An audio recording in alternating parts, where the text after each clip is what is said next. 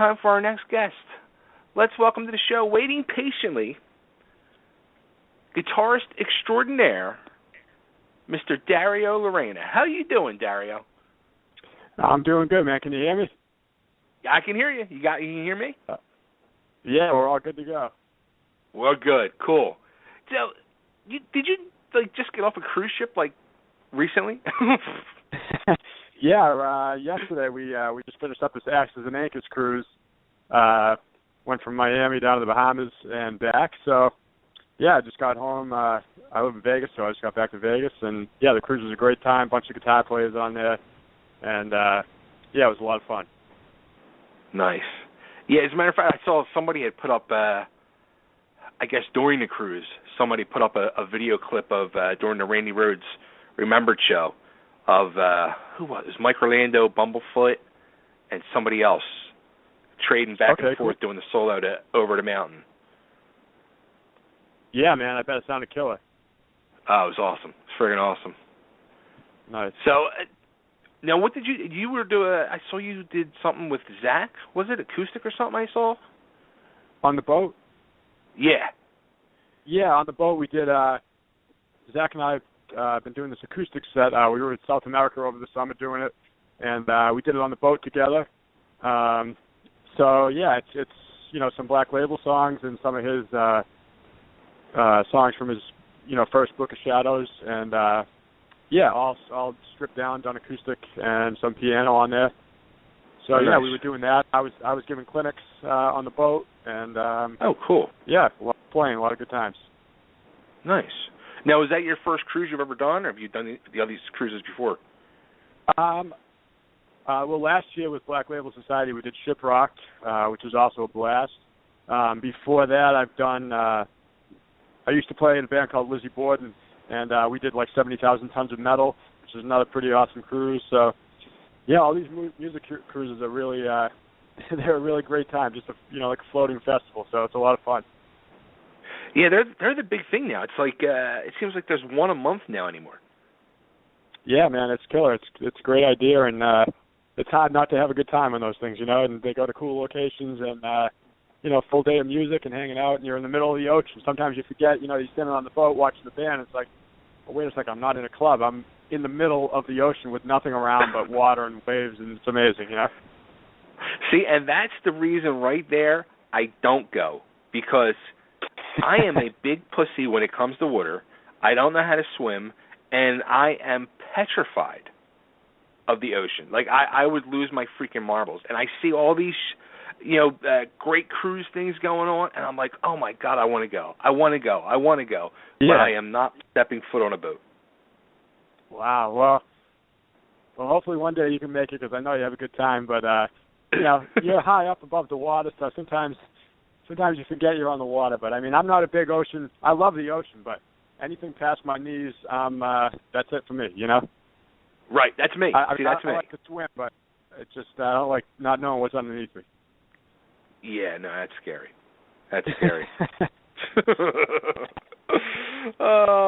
So, dude, you got a pretty incredible story. I mean, it's funny because I'm going through and I'm like, oh, shit, I remember this now. You were the one at 16 years old that hooks up with Jani Lane and starts playing guitar for, Jani at the time. It was down the downside of his career, but at one time he was one of the it guys of the genre. And I remember thinking to myself, who is this punk 16-year-old little kid playing guitar? How does this happen? Well, I started playing guitar, pretty early, at a pretty young age, and as I was growing up and coming up in school and stuff, I always thought of myself as a guitar player, like somebody would think of themselves as a, whatever their profession is, as a banker or an accountant or a mechanic or whatever. It was like, well, what do you do? It's like, oh, I play guitar. And what are you going to do? I'm going to play guitar. That's all I ever thought I was. So,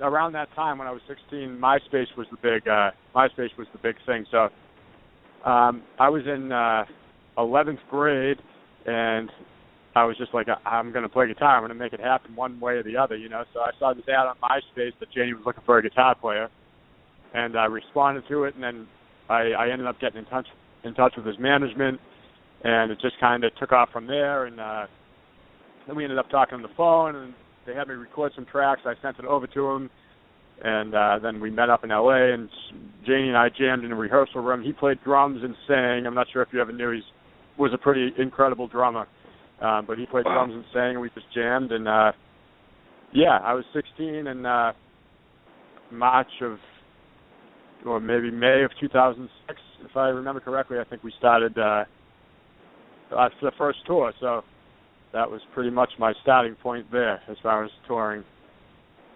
Now, how about like your parents? Did they just say, "Yeah, go on tour and have a blast"? Well, I mean, my parents were really, really supportive, and they were very musical, also. So, and they knew how much I was into guitar and how much it became a part of my life.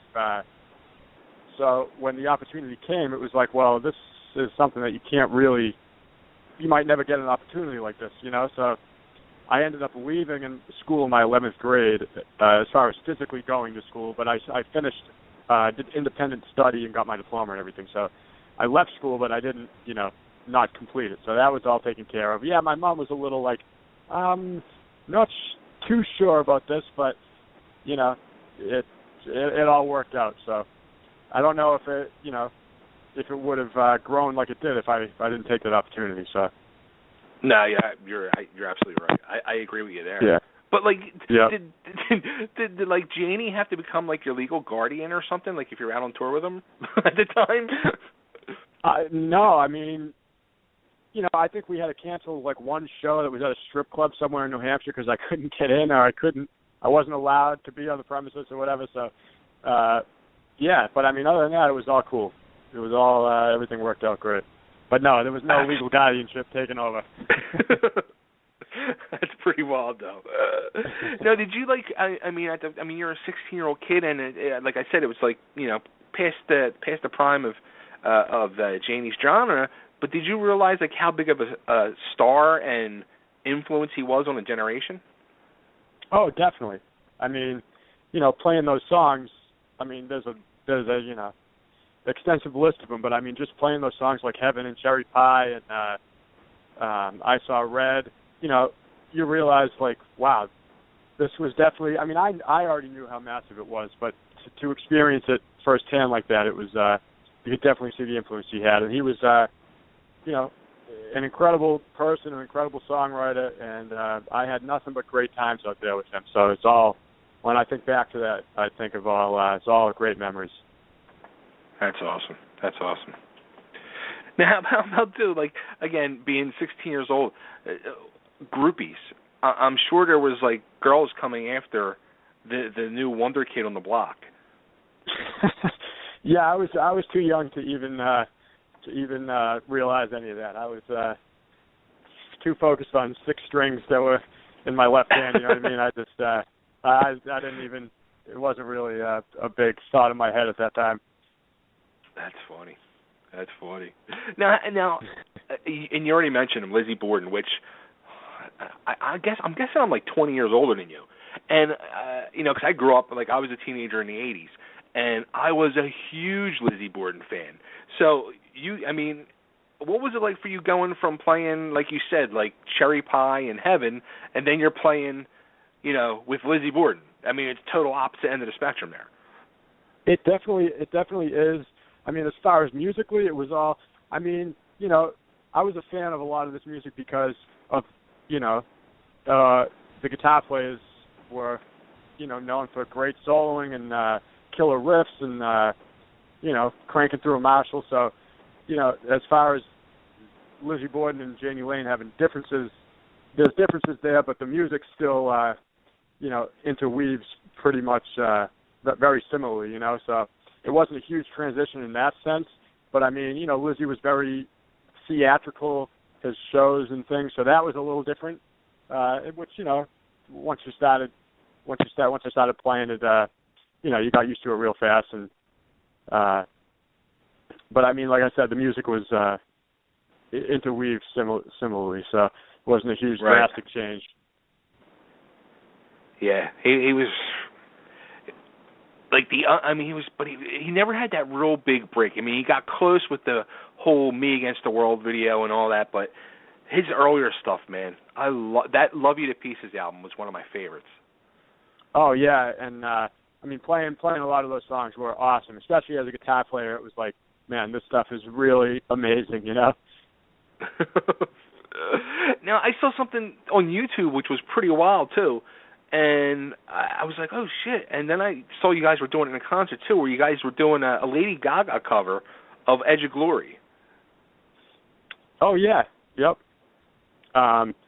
Yeah, Lizzy, you know, like myself, we like all kinds of music, and that was a big song at the time, and Lizzy was like, man, we should redo that. So we were playing it in our live show, like as a heavier cover of the song, but then we just were hanging at my house one night in my little studio area. We're like, no, let's just record this, do it acoustically, and put it up online. Just have a little fun, you know. Yeah, that was the one I saw. Then you guys, there was a clip mixed in with it from you guys doing it live. Yeah, exactly. It's funny too, 'cause that, like, I wasn't into Lady Gaga, or even like really gave her a time of day until that song, and she performed it on Howard Stern, and it was just I remember she told the whole story behind the song. It was about her grandfather, and I guess her grandfather died. I forget exactly what it was, but I remember it was her grandfather. And then she performed it, just her and the piano, and it was so mind-blowing. I remember I was in my car driving, and I was crying. It was so freaking good. I believe it. I mean, I remember seeing YouTube videos of her playing a lot of those hits that she had, like Poker Face and you know, a couple of the other ones that she was playing just herself, piano and singing, and I was like, man, I mean, she's you know, an undeniable talent. Absolutely. Now, the one thing too with Lizzy too, like when you were with Lizzy, was over in Europe, he's huge. Like you're doing all these huge festivals, and you're constantly touring overseas, but you don't get to tour much in the States. Was that frustrating for you or for him, or? You know, we were just happy to play, you know, and if Europe was where we could, you know, sustain longer tours, then, you know, that's where we did it. But, I mean, we toured in the U.S. also. But, you know, Europe is known for, I mean, now the U.S. has a lot of great festivals also, but Europe is known for some of those, you know, some of those big festivals like, you know, Wacken and Bang Your Head, and we did another one called Keep It True, and, you know, they were known for that. But, like I said, you know, U.S. has a lot of these great festivals also now. Right. Now, and another thing I saw, dude, you got to play with Motorhead a couple times. Yeah. Well, Phil Campbell, the guitar player, and myself became friends because we both play this guitar company called Lag Guitars, which are French guitars. And I went to this music convention called Music Mesa over in Frankfurt, Germany, which is basically like the NAMM show of Europe. Okay. So we were doing clinics together this first year that I had went over there with Lag, and so at their booth we were giving clinics together, and we became really friendly. So he's like, you know, next time I'm in Vegas, you should come up and play a tune, you know. So he called me, which happened to be my birthday. He's like, yeah, we're going to be in Vegas. Why don't you come down? So that's basically just, you know, that's how it came to be, and we played Kill by Death, which was amazing, and yeah, great time. Yeah, that's pretty wild when I saw that. Yeah, I saw that. I was like, holy shit, the dude played with friggin' Motorhead. Yeah, man. Yep. So I play Phil's guitar, his signature Lag guitar. It's like an Explorer. I play that pretty much in every live show I do now. So nice. I love that guitar. Yeah, it's an amazing guitar. Now, as a matter of fact, with the whole Lag guitars, I mean, you've gone from this young kid who you made this your profession. You've gotten some great gigs, making some incredible music. But then, on the other hand, now you're with this Lag guitar, and you have your own custom guitar as well. That's got to be freaking mind blowing. Yeah, I mean, you know, it's always cool when you can have a vision and you know, it's come to life, you know. So I mean, I was playing Lag for a long time. Like when I first started playing with Jani at 16, I was playing lag since then. So. Oh wow. Okay. However many years after that, you know, I played mostly all their models, and 2 of their models that were popular in my collection that I was playing all the time. I was like, man, I would love to combine these 2 somehow. So that's basically how my signature came to be. It's a combination of the Imperator guitar and the Arcane guitar. It has an Arcane neck and an Imperator body, and there's some few adjustments on it, and you know, it aptly became titled the Arcanator, which is Arcane and Imperator put together. So yeah, that's my signature guitar, and you know, mahogany body, maple neck, ebony fretboard, has a Floyd Rose on it, and I got Seymour Duncan. I got active pickups in it with the blackouts. Very cool. Very, very cool. So now you've hooked up for it's 2 years now. You've been playing with Zach and Black Label Society. I mean, it's scary too. Like I never really noticed until I was really, you know, going through and researching for the interview tonight, and I'm looking and I'm like, holy shit! Like when you first met up with Zach and you were going through the whole audition process or whatever you had to do, did he ever say to you like, I feel like I'm looking in the mirror to myself 20 years ago? No, he never said that. But because it was scary. Like I was like looking at you, and I'm thinking to myself, holy shit! It was like when he first hooked up with Ozzy, and you know, the promo shots were hitting all the magazines and all that, and I was just like, oh my god, he looks like Zach did. You know, when Zach was, you know, younger when he first hit on the scene. I was like, wow. Yeah, no, I definitely I can see some of that too, some of that resemblance for sure. I mean, you know, I had the long hair, and I was digging playing the Les Paul when I was out with Jani. So yeah, I can see similarities in that. Yeah, that's funny. Now, when you got the job, it was the first. I was thinking to myself, I wonder if the first thing he said was, "Cool, I don't have to shave anymore." Well, it's nice, you know, saving that money on those razor blades because, man, those things can get expensive. But yeah, no, I just let it come out a little bit. It's like, let's see what I can get going here. Oh man.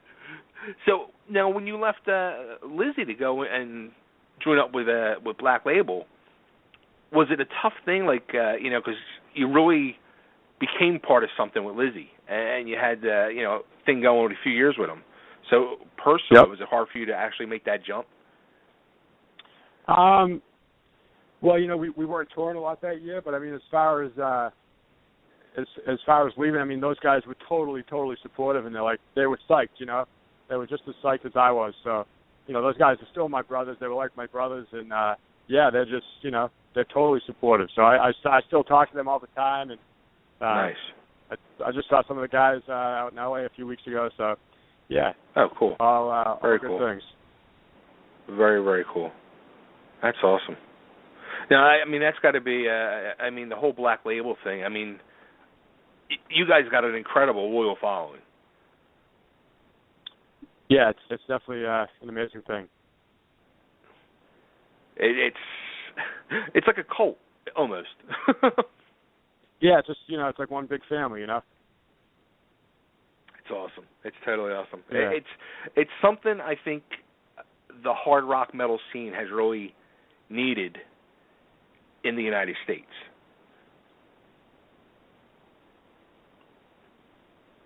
Yeah, I mean, you know, everybody that's there, they're extremely welcoming and warm. It's a good feeling, you know. It's definitely a good feeling. Nice. So now this leads us to you, because now that Zach's, I mean, he's doing the Book of Shadows Part 2, and you're going to be working on, or you already started working on, your second solo album. Yep. So my first solo, oh, go ahead. Sorry, there's a little delay there. I was going to say, how much have you done? Or I mean, it said, I guess, about a month ago you actually started working on it. Yeah, I'm in the middle of recording it as we speak. I basically just have, it's an instrumental album, so all I really have left to record is the solos, which, since it's an instrumental album, is the majority of the song. So I have, I have the foundation already recorded, drums, bass, rhythm, guitar, and I did that out in LA with a guy named Fred Archambault, who's the sound's a killer. I'm really excited about it. He's nice. An amazing engineer and mixer, so it's gonna be great, and I'm really excited about it. So yeah, I just got to finish recording these tunes, and then it'll be out sometime this year. Cool. Now, I've always wondered too, like when you're doing an album like this, where it's a guitar instrumental album, and you're going through, you're not working with a singer, you're not, or anybody's not putting lyrics to it, but in your mind as you're writing the songs, do you have kind of like lyrics, like imaginary lyrics to these songs in your mind?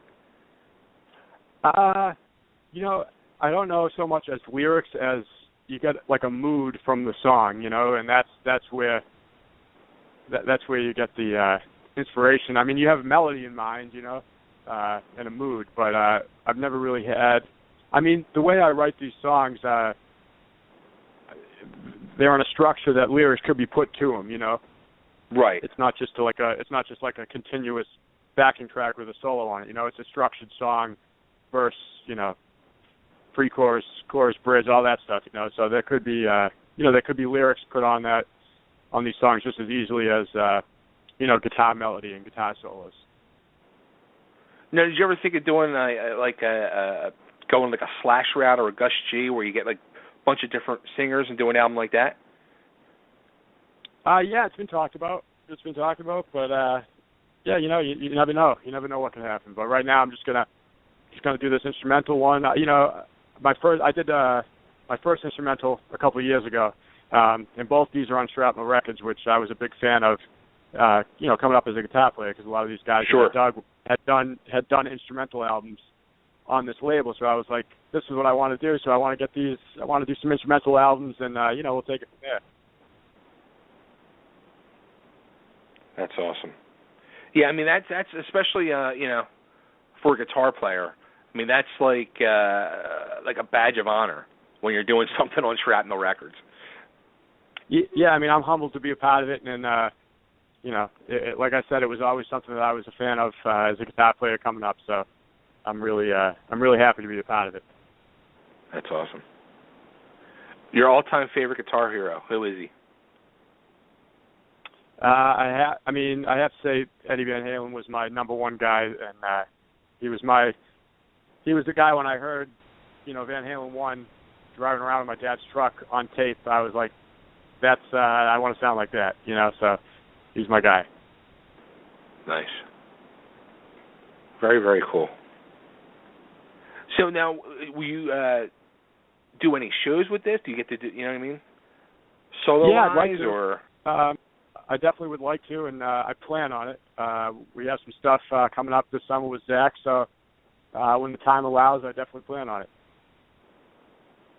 Yeah, once you get done recording and get that all situated, and is Black Label doing anything over the summer, or?